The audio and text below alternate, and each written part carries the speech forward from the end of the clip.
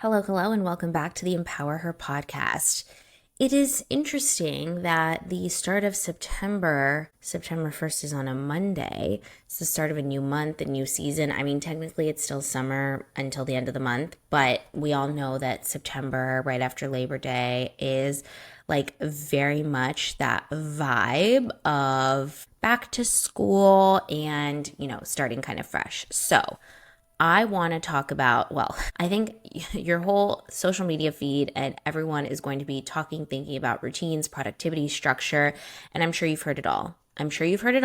But I want to offer you a completely different perspective today in this episode, and I guarantee you don't need to listen to anything else but this podcast. Of course, listen to your favorites, but I'm going to give you the ultimate hack so that you can use and have the best productivity without feeling overwhelmed, okay? Because that's the point. A lot of these tools, a lot of things people tell us make us feel burnt out, make us feel overwhelmed. We're not doing that. We're not doing that anymore. We're not in that headspace, okay?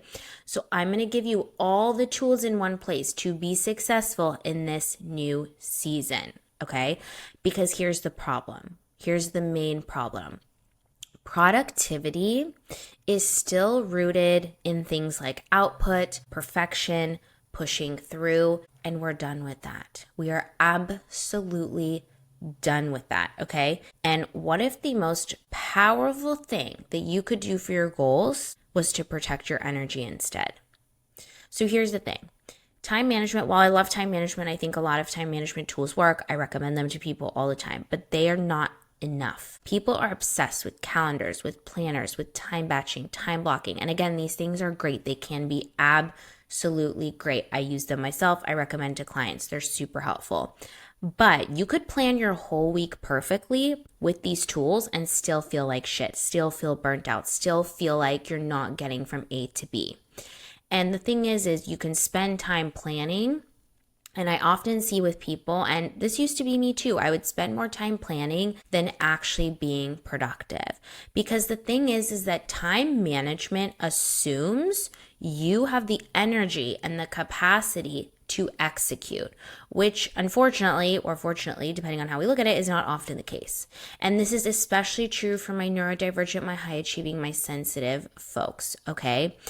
I'll give you an example. Let's say you plan deep work for yourself. So you have a 3-hour block on a Tuesday afternoon where you've planned deep work for yourself, but you're in a stress spiral, you have no executive function. So you get to that 3-hour time block and it's literally useless because you are not in an energetic space to actually do deep work. So what am I saying here? I'm not saying that you shouldn't plan your time. You absolutely can do that. But making yourself stick to these strict time blocks and expectations, that's where the problem lies. And we will talk about how we get past this.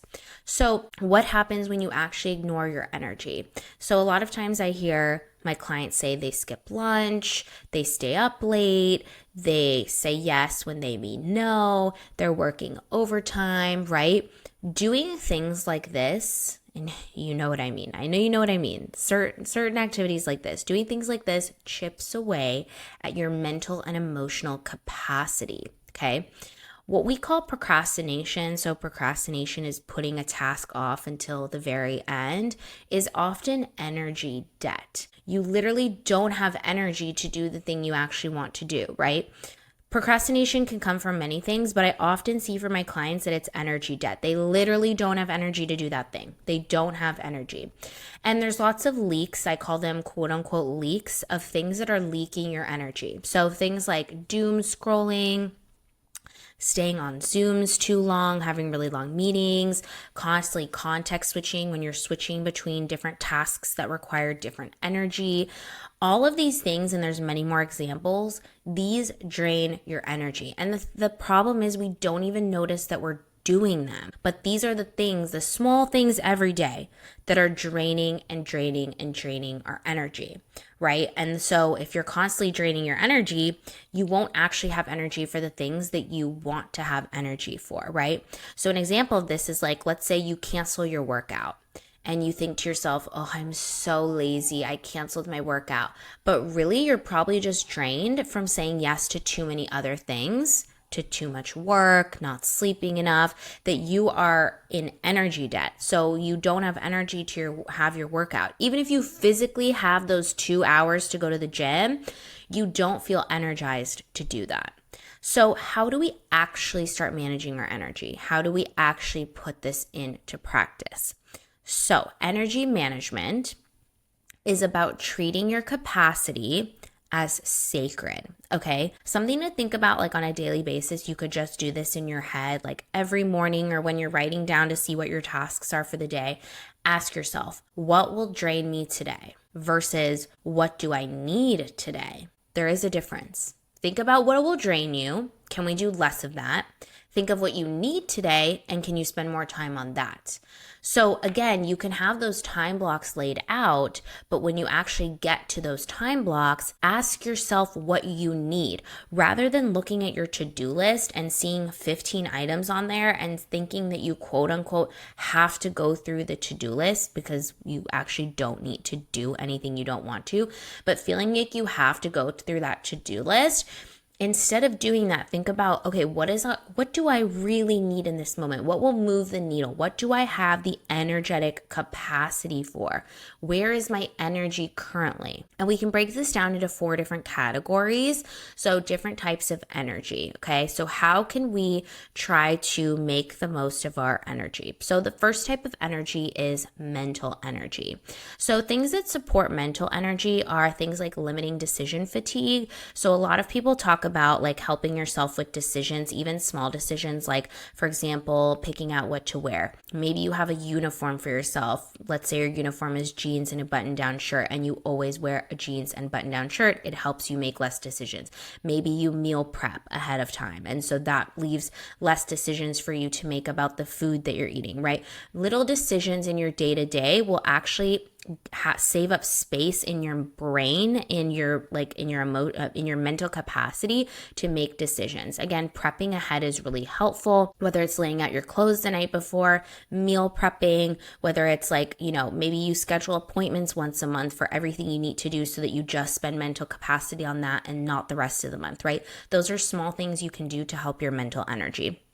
The second type of energy is emotional energy. So avoiding emotionally loaded conversations when depleted, avoiding emotionally loaded situations, right? And this can be having an emotional conversation with a partner, a friend, dealing with a family member who's draining, like anything when you're already feeling drained is sort of removing yourself from any of these very heavy emotional states. And that could be removing yourself from the situation. It could be not interacting with people in this situation. It could be saying to the person like, hey babe, like I love you and this is so important to me, but I just don't have the, emotional capacity right now to listen to this. Can we talk about this tomorrow? And even setting those small boundaries can help you when you're feeling really depleted. The third type of energy is physical energy. So this is like physically in your body. So things like making sure you have enough rest, making sure you're nourished, making sure you're hydrated. These are sort of like your basic needs to be able to function throughout the day, because if you don't have enough rest, hydration, and nourishment, you literally won't be able to do anything. Like your body will shut down. So making sure that this is priority. And then the fourth type of energy is sensory and or social energy. So this is making sure that you protect yourself from overstimulation, spending too much time with people, being too much on your phone, on your laptop. So things you can do to kind of reset your sensory social energy is maybe have less time socializing, or for you, maybe it's more time socializing, maybe doing social activities that you enjoy doing, because not every social activity is good social activity. Maybe for you, going to the movies with someone is really great because you don't have to talk the whole time. Maybe for someone else, you do like to sit with a glass of wine with your friend at a bar and chat, like whatever it is for you that works. And then kind of in that sensory energy here as well of like looking at your screen, looking at your phone, being in front of your computer, making sure you take breaks during the day, going outside, literally touch grass or figuratively touch grass, whatever works for you, is not being on your phone, laptop. Overstimulation can also be loud noises, loud, people around you, being in an environment that feels uncomfortable, that's very hot or cold. So just thinking about your sensory aspects. So basically what you can do is, based on all of your energy, kind of the different categories, and trying to make sure to use your energy at your best, is plan your biggest tasks or your most important tasks or the tasks that require the most energy at the high point of your day. So everyone has a different high point of the day. Some people are morning people, some people in the middle of the day, some people at night. It just depends. For me, for example, I'm not a morning person. Like, I don't like to do very, heavy things right in the morning, and I also don't like to do them at night. I'm someone that loves to be most active between like 10 and 5 p.m. That's when I do all of my best work, and that's when I have the most energy. So for me, if I have something really big to do, I'll do that. Versus, like, for me, cooking doesn't require a lot of energy, so I may do that at night when I have less energy. So just look at all of your tasks and see what type of energy it is. You can even categorize them and see which times of day you have the most and least energy. If you are someone that has a uterus and a cycle as well, I also recommend making decisions based on your cycle. So certain times of your cycle, you have more energy, sometimes less energy. Make a plan, see what works for you, right? For women, people with uteruses, this is super important to really go with your cycle to make sure that you are using your energy in the right way. So let's take a look at what this actually looks like in real life, okay? So I'm going to give an example of a client who's job searching, because I work with a lot of clients who are looking for new jobs, who are job searching. And instead of waiting until after work, I had a client who always felt like she was so exhausted at job search. She had no energy to job search. It didn't feel fun for her. And I asked her, what time of day are you doing it? And she said she would do it after work, around 6, 7, 8 p.m. But she felt so exhausted. And then I said to her, okay, well, why don't we job search at a different time of the day? And so she started doing it before work in the morning for like an hour before work. And she felt way more productive because in the morning she had way more energy than she did at night. And that's a really good example of, like, you're doing the same task, but you have 10 times more energy doing it at a time when you feel energized versus doing it at a time when you don't feel energized, where you feel down, where you may feel tired and lethargic, right?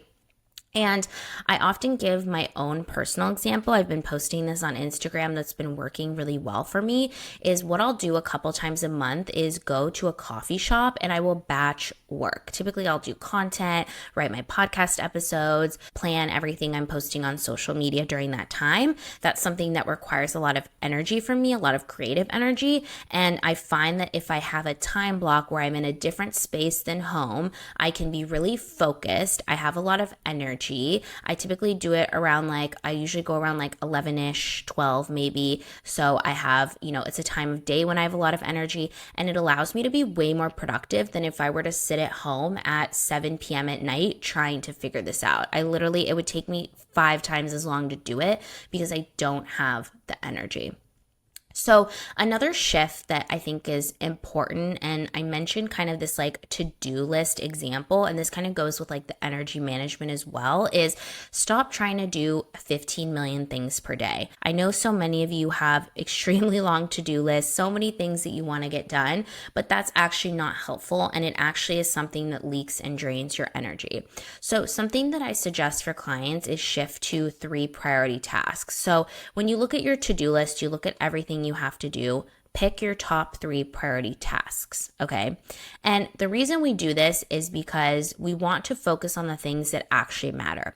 Those 15 things on your list, while they may be important, they're not all urgent. They're not all things you need to get done in that moment. So rather than feeling overwhelmed, pick those 3 things that actually work for you and then just focus on those. You don't have to focus on everything.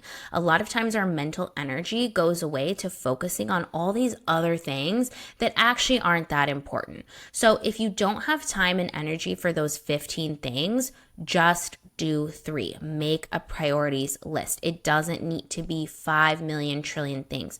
We have this conception that in order to be productive, we have to have a list of 5 million things. We have to do 5 million things. We have to be exhausted. No, we do not. We do not. It's absolutely not the case, okay? So try this out. Look at where your energy lies. Look at if you can do 3 priority tasks that day or that week, whatever it is, and see what works for you, right? And then ask yourself at the end of the day or the end of the week, ask yourself, did I feel depleted or sustained after this week? And then depending on how you feel, adjust. Again, adjust yourself, adjust. We talked in the last episode about decisions and like being able to adjust. It's the same thing here. At the end of the day, it's not about making more to-do lists. It's not about making more time management tools and putting them into your day. It's about managing your energy. And I will keep saying this because this is the priority. The more that you manage and work with your energy, the more productive you will be in less time, period. We often look at ourselves and we think, oh, we're so lazy, we're unfocused, we're inconsistent. It's probably your energy. Take a look at your energy. Are you using your energy in the most productive way? Because if you're not going to be productive in your goals. I want you to take back your power. I want you to reclaim your energy because it's a power move. We often think that, oh, energy, time, things like that are a luxury. No, it's in your right to manage your energy. It's a power move. And again, we've talked about a lot of different shifts today, right? Looking at the different types of energy, looking at when you have the most energy, looking at little changes that you can make, energy debt, all of these things. But just start with small shifts. Pick one thing that resonated with you and try it because it's going to have major, major returns, okay? I have 2 reflection prompts for you that you can think about. Either write these down or make a mental note or think them through. Go on a walk and think about these. But these are the 2 reflection prompts. The first one is, where am I leaking energy? Okay, so where am I currently leaking energy? Can be anything small, anything big. The second reflection prompt is, what's one thing I can change this week to protect my energy? What is just one thing that you can change this week to protect your energy? Maybe it's making the 3 priority list. Maybe it's just making a list of what's draining you versus what's, lifting you up. Maybe it's looking at your week and seeing when you have the most energy. What is just one thing you can do and change this week to protect your energy? Okay. Do the exercise, see how it goes, and let's work this season on your energy, not on trying to do 5 million more things. Okay. If you love this episode, please leave a 5-star review. It really helps boost the podcast and encourages me to keep doing more amazing episodes like this one, and subscribe if you're watching on YouTube. I hope y'all have an amazing week. Happy September, and I'll catch you in the next episode.